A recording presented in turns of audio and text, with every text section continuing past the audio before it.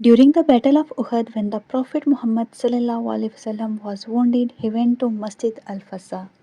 अस्सलाम वालेकुम एनी अब्बासी के इस व्लॉग में आज हम जो ज़्यादा फेमस तो नहीं है लेकिन बहुत ही अहम मकाम की तरफ जा रहे हैं, मस्जिद अल-फसा जो माउंटेन ऑफ उहद के बिल्कुल कदम में वाक़या है। जब हम मदीना के मरकज़ी इलाके से नॉर्थ की तरफ निकलते हैं तो एक पुरानी और सादी सी बस्ती से गुजरते हैं। ये इलाका मॉडर्न शहरों की तरह चमक दमक से दूर है, लेकिन यहाँ की सादगी और सुकून दिल को छू जाता है। यहाँ की गलियाँ तंग हैं, मकान पुराने हैं और फैसिलिटीज़ भी लिमिटेड हैं, लेकिन यही तो असल मदीना का हुस्न है। एक ऐसी जगह जहाँ वक्त थमा हुआ महसूस सा होता है। हम पहली दफ़ा मस्जिद अल-फसा देखने जा रहे हैं, इसीलिए हम गूगल नेविगेटर का यूज़ कर रहे हैं। अच्छा, रास्ता पहली दफ़ा काफ़ी कंफ्यूजिंग लग रहा था, लेकिन हर मोड़ पर एक जज्बा था कि आज हम एक ऐसा मकाम पर जा रहे हैं जिसका ताल्लुक़ रसूलुल्लाह सल्लल्लाहु अलैहि वसल्लम की ज़िंदगी के अहम लम्हे से है। अच्छा, मस्जिद नबी से यहाँ तक तकरीबन 12 से 15 मिनट की ड्राइव लगती है। ट्रैफिक पे डिपेंड करता है, और अगर आप मस्जिद शोहदा के पास से निकलते हैं तो जस्ट 3 से 5 मिनट में आप मस्जिद अल-फसा तक पहुँच जाते हैं, क्योंकि ये माउंटेन उहद के बिल्कुल फुट में वाक़या है। और हम लोग भी मस्जिद शोहदा से ही निकले हैं, जिसकी डिटेल वीडियो ऑलरेडी मैं आप लोग के साथ शेयर कर चुकी हूँ।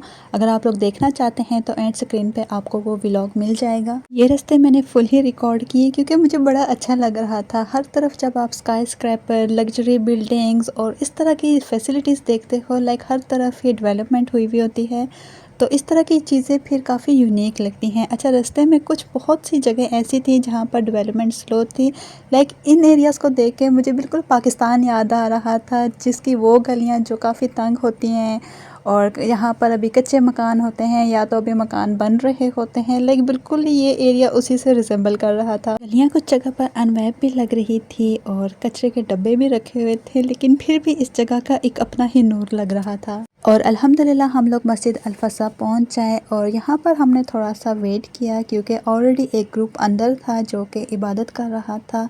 सो जैसे ही वो निकलेंगे तो हम लोग इंशाल्लाह फिर अंदर जाएंगे, और अंदर से आपको मैं डिटेल इसका टूर भी देती हूँ।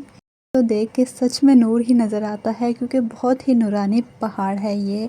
और ये है मस्जिद की कुछ पिक्चर्स जो यहाँ बैरियर पे डिस्प्ले हुई थी। तो चलें चलते हैं अब अंदर, लेकिन यहाँ पर हमें फिर से रुकना पड़ा क्योंकि एक दो नमाजी अंदर नमाज अदा कर रहे थे। तो जैसे ही वो नमाज कंप्लीट करेंगे हम लोग इंशाल्लाह अंदर जाएंगे। एक चीज़ मुझे मदीना में, मक्का में बहुत अच्छी लगती है कि लोग बच्चों से बहुत प्यार करते हैं। अब ये अंकल जो थे, इन्होंने रायान के साथ पिक्चर्स लिए, फिर आयान के साथ लिए, लाइक इनको बहुत अच्छे लग रहे थे ये दोनों बच्चे।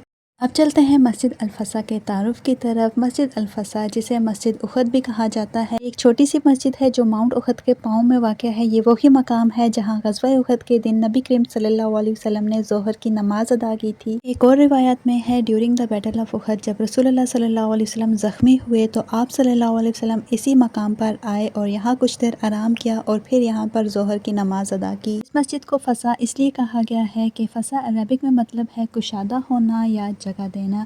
ये नाम इस वाक़े से मुतल्लिक है जब सहाबा करीम रज़ियल्लाहु तआला अन्हो हज़रत मोहम्मद सल्लल्लाहु अलैहि वसल्लम के गिरद तंग जगह में बैठ गए तो नबी करीम सल्लल्लाहु अलैहि वसल्लम ने फरमाया, कुशादा हो जाओ। फिर अल्लाह ताला ने इसी मकाम पर एक आयत नाजिल फरमाई जिसका तर्जुमा है, ऐ लोगो जो ईमान लाए, जब तुमसे कहा जाए कि मजलिस में जगह दो तो जगह दे दो, अल्लाह तुम्हारे लिए जगह बनाएगा। एक और इस्लामिक रेफरेंस से कहा गया है कि ग़ज़वा उहद के दिन जब नबी करीम सल्लल्लाहु अलैहि वसल्लम ज़ख्मी हुए थे तो आप सल्लल्लाहु अलैहि वसल्लम ने इस मकाम पर ज़ोहर की नमाज अदा की, लेकिन कुछ रिवायत में आता है कि आप सल्लल्लाहु अलैहि वसल्लम ने असर की भी नमाज यहीं पर अदा की थी। और आप सल्लल्लाहु अलैहि वसल्लम ने ये नमाज़ें बैठकर अदा की थी, और उस टाइम आप सल्लल्लाहु अलैहि वसल्लम बहुत ही ज़्यादा ज़ख्मी थे, और आप सल्लल्लाहु अलैहि वसल्लम के साथ कुछ सहाबा करीम भी थे जिनमें हज़रत अली रज़ियल्लाहु तआला अन्हु भी थे। जब आप सल्लल्लाहु अलैहि वसल्लम ग़ज़वा उहद में शदीद ज़ख्मी हुए, आप सल्लल्लाहु अलैहि वसल्लम के चेहरे मुबारक पर ज़ख़म के निशान थे और आप सल्लल्लाहु अलैहि वसल्लम के चेहरे मुबारक पर खून था। तो उस टाइम हज़रत अली रज़ियल्लाहु तआला अन्हु इस पहाड़ के दूसरी तरफ गए और वहाँ से पानी भर कर लाया। इस बारे में दो रवायात हैं। एक में कहा जाता है कि हज़रत मोहम्मद सल्लल्लाहु अलैहि वसल्लम ने अपने चेहरे मुबारक को खुद धोया था, और एक और रिवायत में कहा जाता है कि आप सल्लल्लाहु अलैहि वसल्लम की प्यारी बेटी हज़रत फ़ातिमा भी इनके साथ थी और उन्होंने आप सल्लल्लाहु अलैहि वसल्लम के चेहरे मुबारक को धोया था। جی ہاں، اس طرح مسجد الفسا کو کچھ لوگ مسجد الغسل بھی کہتے ہیں۔ غسل کا مطلب عربک میں ہوتا ہے دھونا، خاص طور پر جسمانی صفائی یا کسی چیز کو پانی سے پاک کرنا۔ اسی لیے مسجد الغسل کا مطلب بن سکتا ہے وہ مسجد جہاں دھلائی ہوئی ہو، یعنی غسل ہوا ہو، یا پانی کا مقام جہاں لوگ پانی کا استعمال کرتے تھے۔ اب اس ٹائم ماؤنٹ احد کے آس پاس کے علاقوں میں جب بارش ہوتی تھی تو پانی نیچے موجود جگہوں میں جمع ہو جاتا تھا، اس طرح یہ پانی گدر یا برکہ کہلایا جاتا تھا۔ اچھا، گدر کا مطلب ہے کہ چھوٹی سی تالاب جہاں بارش کا پانی اکٹھا ہو، اور برکہ الماء ایسی جھیل جہاں چھوٹی سی تالاب جہاں لوگ پانی اکٹھا کرتے تھے۔ اس طرح اس پانی کے استعمال سے لوگ وضو، غسل اور ضرورت کے کام کر لیا کرتے تھے، اور اس ٹائم بھی لوگوں نے غسل کیا تھا، اور کچھ روایات کے مطابق اس مقام پر زخمیوں نے اپنے زخموں کو بھی دھویا تھا۔ اس طرح رسول اللہ صلی اللہ علیہ وسلم نے بھی اپنے زخموں کو دھویا تھا، بٹ انہوں نے اس پانی کو پینے سے منع کر دیا تھا، کیونکہ انہوں نے کہا تھا کہ اس پانی میں سے اسمیل آ رہی ہے۔ کہتے ہیں جب بیٹل آف احد میں رسول اللہ صلی اللہ علیہ وسلم زخمی ہوئے تھے تو آپ صلی اللہ علیہ وسلم نے اسی پہاڑ کے اوپر چڑھ کر تو مسجد الفسا کی طرف آئے تھے۔ اسی وجہ سے لوگ موسٹلی یہاں پر رسول اللہ صلی اللہ علیہ وسلم کی محبت میں اس پہاڑ پر جاتے ہیں، اور یہ پہاڑ احد کا پہاڑ ہے جس کا ذکر قرآن و حدیث میں بھی آتا ہے۔ جبل احد وہ جبل ہے جس سے رسول اللہ صلی اللہ علیہ وسلم نے محبت کا اظہار فرمایا۔ ایک حدیث میں آتا ہے احد is the mountain that loves us and we love it۔ احد ایک ایسا پہاڑ ہے جو ہم سے محبت کرتا ہے اور ہم اس سے محبت کرتے ہیں۔ اور ایک اور روایت میں آتا ہے او احد ٹھہر جا، تیرے اوپر ایک نبی، ایک صدیق اور 2 شہید ہیں۔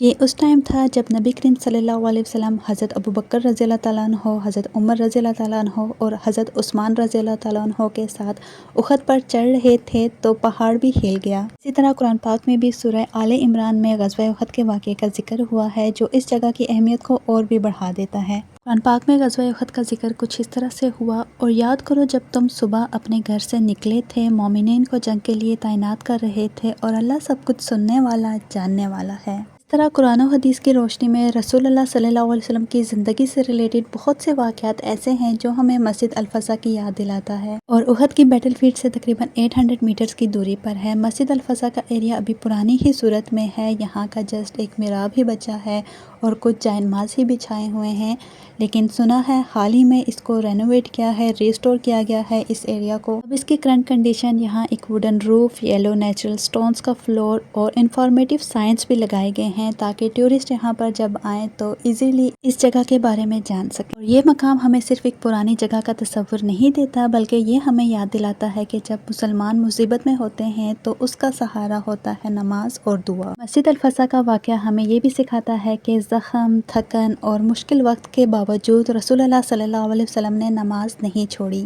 ان کا پہلا عمل تھا اللہ کے حضور سجدہ۔ یہ ہم سب کے لیے ایک پیغام ہے کہ ہر حالت میں نماز قائم رکھنی چاہیے۔ اسی طرح جب ہم 2025 کے حالات دیکھتے ہیں، پاکستان میں بنیان مرصوص مشن کی کامیابی، جہاں مسلمان جوانوں نے ایمان، یونٹی اور قرآن کی روشنی میں مقابلہ کیا، تو یہ سب اسی روحانی طاقت کا نتیجہ تھا جو قرآن اور نماز سے ملتی ہے۔ اسی لیے قرآن کہتا ہے یہ اللہ پر حق ہے کہ وہ مومنین کی مدد کرے۔ اسی لیے مسلمان جب قرآن کو سمجھ کر پڑھتے ہیں اور عمل میں لاتے ہیں تو اللہ کی مدد ان کا تقدیری حصہ بن جاتا ہے۔ اسی لیے ہمیں چاہیے کہ ہم صرف تاریخی مقامات دیکھ کر تصورات میں نہ کھو جائیں، بلکہ ان مقامات سے سیکھ کر اپنے آج کو بہتر بنایا جائے، اپنی نمازوں کو قائم کریں، قرآن سے تعلق مضبوط کریں اور ایک واحد امت بن کر کھڑے ہوں۔ اسی کے ساتھ ہی ویڈیو کا اینڈ کرتی ہوں۔ اگر آپ کو یہ ویڈیو پسند آئے تو لائک، شیئر اینڈ سبسکرائب ضرور کریں۔ جزاک اللہ خیر۔ ملتے ہیں اگلی ویڈیو میں ایک نئے مقام کے ساتھ۔ اللہ حافظ۔